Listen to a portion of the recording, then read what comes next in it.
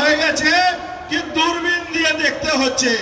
আমি 7 দিন বিহার ইলেকশনে প্রচারে গিয়েছিলাম, সুইফট করছে এনডিএ সরকার আসছে, কিন্তু মমতা ব্যানার্জি আপনাকে তো ওখানে কোথাও দেখা যাচ্ছে না।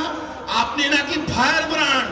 তাহলে ইন্ডি যারা আছে কংগ্রেসীরা আরজেডি বাড়িতে গিয়ে মাংস খেয়ে এসেছিল তো লালু যাদব, ওই সব ওরাও তো আপনাকে ডাকছে না কেন? ওরা জানে আপনি গেলে ওদেরও ভোট ব্যাংক শেষ হয়ে যাবে।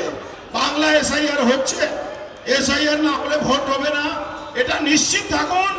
আর এই পানিহাটি তৃণমূলকে বলে দিচ্ছি, যারা ওই কাটমানি, তোলাবাজি, লুট, পুকুর ভরাট এইসব করে শুভেন্দু অধিকারীকে মিছিলকে আটকাবার চেষ্টা করছো, ছেটিয়ে তাড়িয়ে দেবো এখান থেকে। বলে দিচ্ছি কোনো ক্ষমতা নেই তোমরা আটকাতে পারবে। আমি বারবার বলছি এই শিল্পাঞ্চলে তৃণমূলের শেষ সময় এসে গেছে। এই শিল্পাঞ্চলে এই চোর নান্টু হোক বা যারা লাশ পুড়াবার জন্য যাকে চেয়ারম্যান করা হয়েছিল, আমাদের অভয়া দিদিকে, আমাদের অভয়া বোনকে, সবাইকে সামনে রেখে শপথ খাচ্ছি। এখন মমতা ব্যানার্জি ওই হসপিটালে মর্গে ডেড বডি খুঁজে বেড়াচ্ছে। যার 3টে আঙুল নেই সে নাকি সুসাইড নোট লিখছে, লজ্জা হয় না? যার আঙুল নেই তার সে সুসাইড নোট লিখছে।